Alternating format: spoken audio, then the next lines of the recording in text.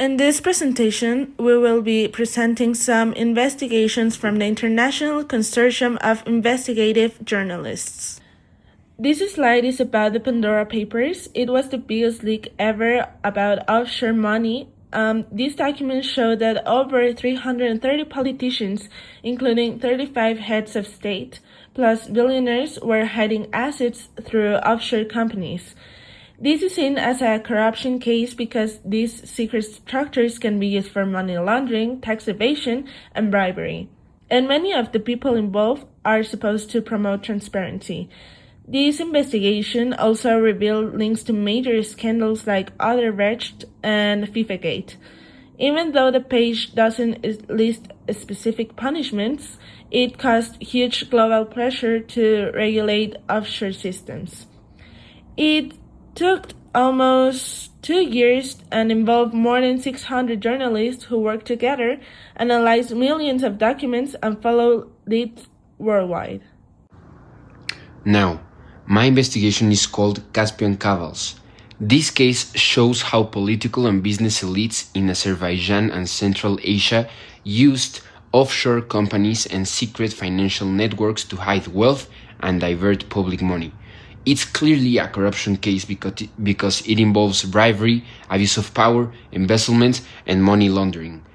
Icij journalists discovered hidden transfers worth millions, influence buying operations, and inflated public contracts. As a result, several politicians were exposed, and the case increased global pressure for transparency. The Panama Papers were a massive list of documents from the Mossack Fonseca law firm that revealed how politicians, business people, and celebrities use offshore companies to hide money and avoid controls. This is considered a corruption case because these structures allow tax evasion, money laundering, and abuse of power under total opacity. This investigation was coordinated by the Icij over several months and involved more than 100 media outlets around the world and had global consequences such as resignation, investigations, the recovery of millions in taxes, and reforms towards greater financial transparency. Overall, journalists achieved this through data analysis, international collaboration, and simultaneous publication that maximized the impact. So my case is Cyprus confidential, and this investigation revealed that Cyprus, even as an EU country, became a key place where Russians oligarchs hid their wealth. The leak included 3.6 million documents showing how firms in Cyprus, including the PwC, help people close to Putin move money through shell companies and trusts to avoid Western sanctions, especially after the 2022 invasion of Ukraine. The project was led by Icij and took 8 months with more than 27 journalists from 54 countries working together. They used data analysis, leaked emails, financial statements, and sanctions lists to uncover how these networks operated. The main consequence was that the investigation proved sanctions were not fully stopping Russian money flows. After the publication, Cyprus faced pressure to tighten controls. New regulatory reviews started, and PwC had to cut ties with many high-risk clients. Overall, the case shows how investigative journalists can expose hidden financial systems and force governments to act.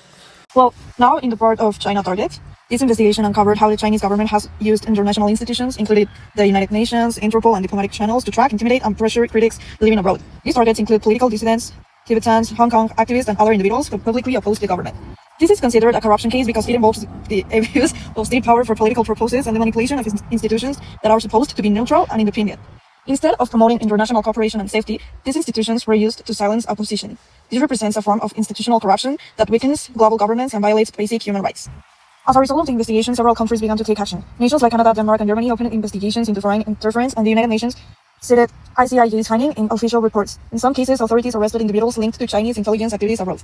The project took around 10 months and involved leaked documents, access to UN and Interpol data, interviews with over 100 victims across 23 countries, and collaboration with more than 40 media partners worldwide. Overall, China targets show why investigative journalism is essential. It exposes hidden abuses of power, pressures governments to respond, and helps protect people whose rights might otherwise be ignored. It reminds us that transparency and accountability are key to fighting corruption globally. Now, to conclude, Our investigations highlight how essential investigative journalism is in the global fight against corruption. Organizations like the Icij uncover what powerful actors try to hide, from offshore companies to bribery networks and the misuse of public money. Through massive leaks, data analysis, and collaboration between journalists across many countries, they are able to reveal corruption that would otherwise stay invisible. Their work leads to real consequences: political pressure, legal investigations, sanctions, and stronger transparency laws. Most importantly, investigative journalism gives citizens the information they need to demand accountability and protect democracy.